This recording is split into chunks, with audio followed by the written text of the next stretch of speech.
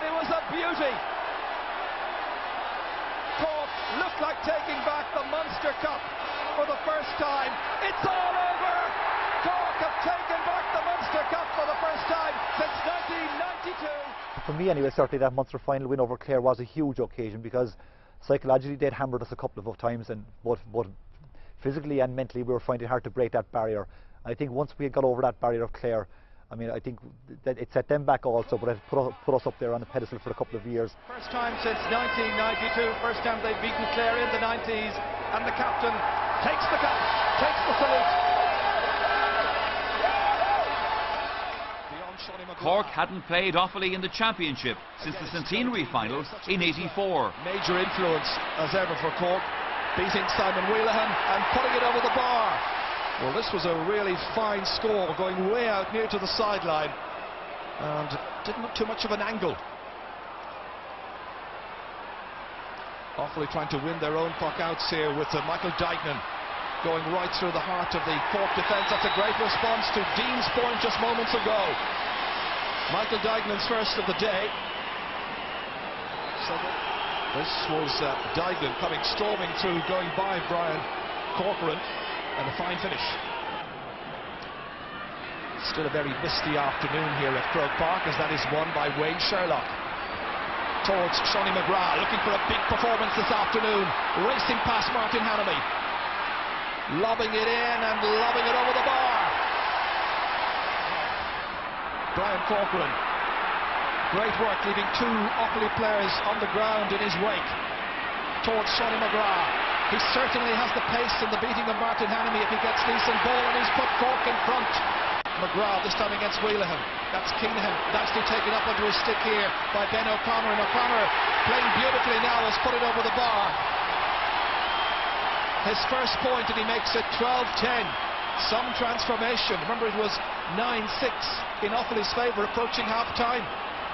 But Offaly are doughty fighters, and they will battle right to the end of this game. Brian Wheelahan gets it back, and Offaly can turn this possession now into a chance, but it's once again the marvellous Brian Corcoran denying them possession, denying them space, firing this one himself high in front of the goalkeeper. Down it comes towards McGrath, and it's gone wide. Just for a moment there was a possible goal chance for Cork. But real pressure on Stephen Byrne's goal, and the defenders did really well on this misty afternoon here. It came down, and McGrath was on hand, but he puts it outside. At the other end, it's John Brown. Linking up here with Sean O'Halpine. Cork, who haven't been in the All-Ireland final since 1992, with just a very slender lead. Fergal McCormack trying to widen that advantage, and Fergal McCormack has put it over the bar. 2 points for Fergal McCormack. Celebration time for the fans, and Offaly will now probably feel that they need to get a goal. Still Pilkington, lacking assistance just now, running right in there, being helped, and it's outside, and it's wide. Oof, real pressure on Donald O'Cusack's goal. The charge led there by Johnny Pilkington. Down towards the Cork inside forward line, inside towards Joe Dean. He has support in the shape of Ben O'Connor. O'Connor's to his left, Dean trying for the shot himself, but where he would be hooked by Kevin Martin. Turns around beautifully and he puts it over the bar. 10 points for Joe Dean. Is that now enough? And Joe Dooley's after it, the man who played in the All-Ireland final against Cork all of 15 years ago. Dropped inside there. Offaly players get it. Mulher had the shot, it's blocked. Comes back down against Sean O'Halpine. Coming out next, John Brown. It's Wayne Sherlock in fact, and Sherlock gets the ball out. The whistle goes. It's all over, and Cork are through to the All-Ireland final after a most dramatic and exciting, tense and wonderful game of hurling in the Guinness Hurling Championship. Cork go through. Offaly have been mighty champions.